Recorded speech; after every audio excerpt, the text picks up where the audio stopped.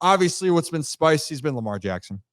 A lot of talk about Lamar Jackson of how well the Ravens played this past Sunday against the Detroit Lions, whether or not Lamar was worth his money, whether or not he was playing up to the contract, however you want to view the comments, discussion, whatever it may be. Lamar Jackson's playing some really good football this year.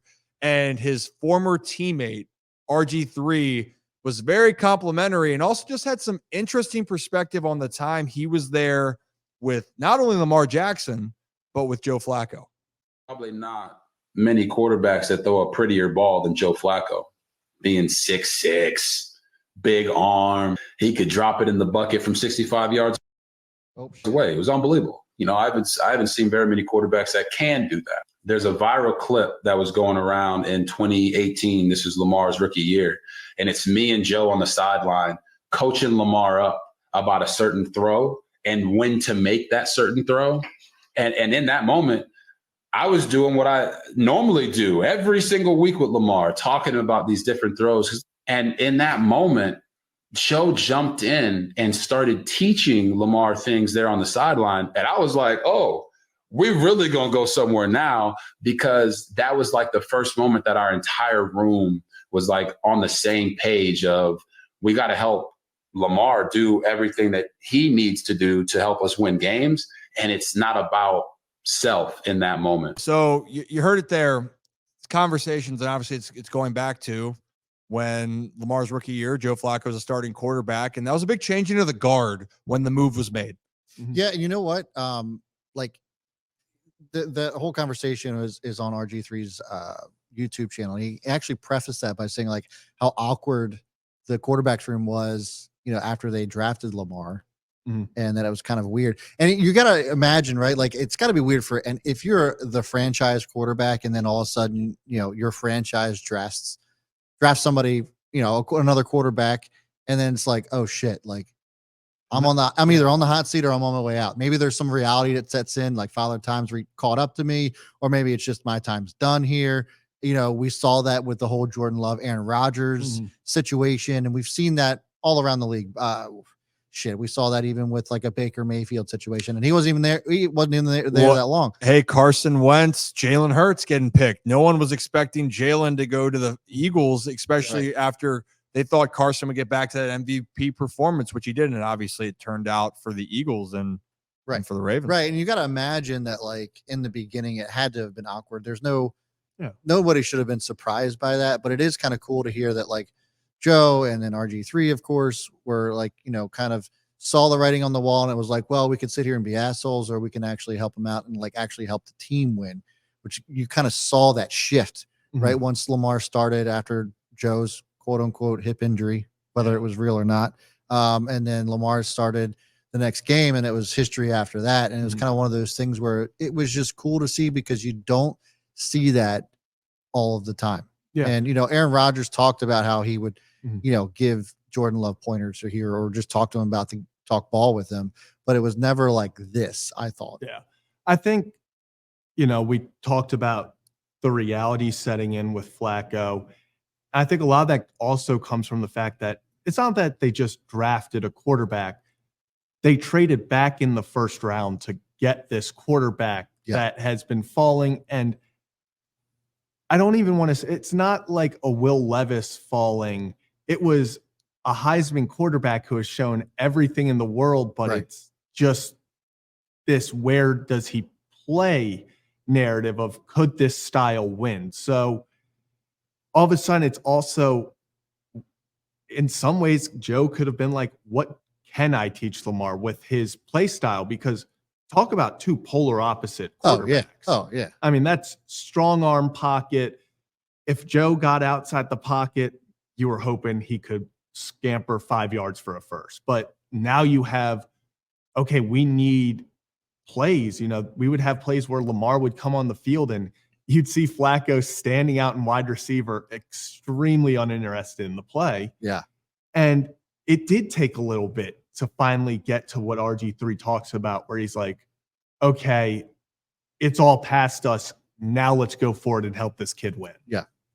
Yeah. I mean, it's The changing of the guard and having someone come in after you in any sport, any profession, it's not even. Well, I mean, I was going to ask, like, was there any sort of situation in which you kind of felt that way? Yes. Every single year you play professional baseball, they draft another group of guys. And it's not, and before when I was there, it's not, 5 guys, 10 guys, or 7 like the NFL. It's 40 rounds. Yeah. And yes, the guys they invest more money in. And that's the other part is when they invested more money in guys and say they brought in a new draft class and it's a guy that plays your position and they're paying him a little bit more, they're going to give that guy opportunity. So it's every single year with baseball that happens. And you can also get that feeling of the writing on the wall where maybe you're not playing as well and someone gets called up.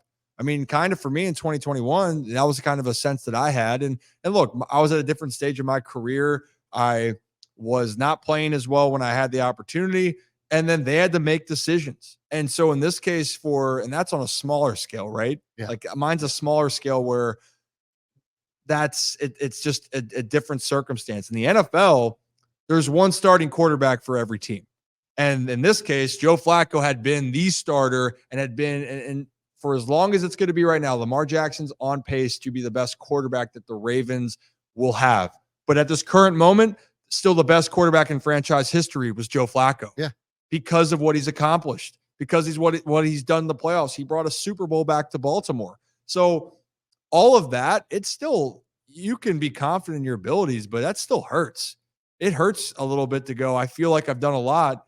And that's the beauty, or not the beauty, that is the reality of the business. Shit's tough. Yeah. That's the reality. And you know what I was interested hearing?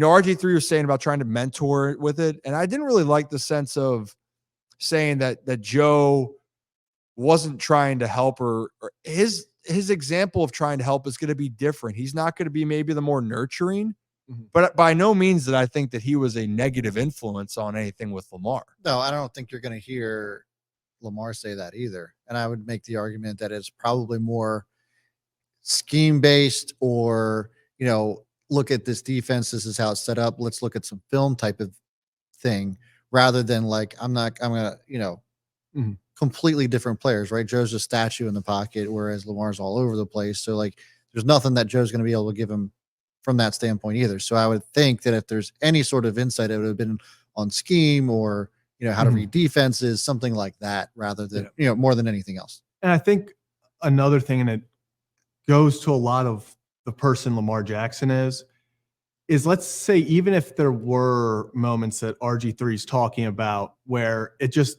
felt uncomfortable, it didn't feel like they were all together. Yeah. I have never heard Lamar Jackson say a single ill word about Joe Flacco ever. I mean, or really even the situation. I mean, well, to be fair, to be fair though, he hasn't said an ill word about anybody. Yeah, but I'm saying that's you'll the never. kind of person. I don't think you'll ever hear that. No. Yeah, and I think that's why it happened.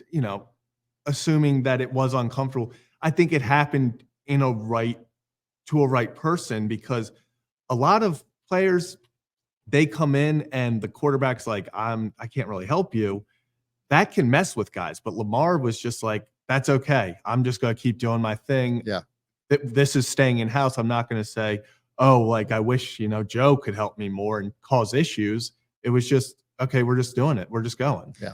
That's a good point. Lamar stayed in his lane and he kept putting the work in, and obviously RG3 being involved and trying to work with him. Well, and regardless of how that all happened, what's transformed is Lamar Jackson to being a unanimous MVP. And right now he's playing some of his best football. And right now he is succeeding, even on the case where we've seen recently, there were some NFL analysts out there right now that were even explaining that the Ravens were still having their struggles on offense where things weren't exactly clicking, but there's still a lot of praise for Lamar being an MVP. And I think we have some to discuss that a little bit, right, Brad? Is it the Get Up video? Yeah. Yes, it is. All right. Thank you. Get up. Just here you go.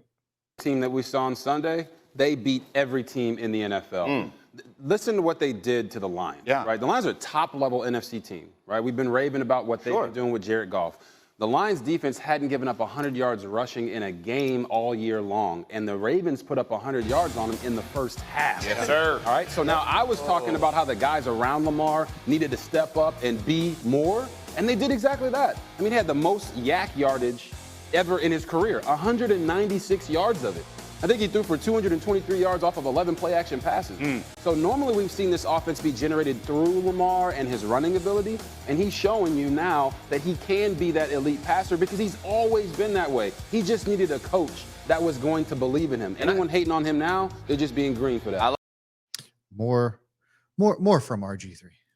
Yeah, but hey, it's a good point, right? Yeah. I mean, I don't smell any lies right there. If the Ravens played like they did against the Lions, they took care of the football. They're suffocating on defense, and Lamar's be able to extend plays and make things happen. The Ravens are going to be almost impossible to beat. In their losses this season, you can look at it. There was a lot of mistakes, turnovers in key situations, or not being able to take advantage of opportunities. Example in the Steelers game.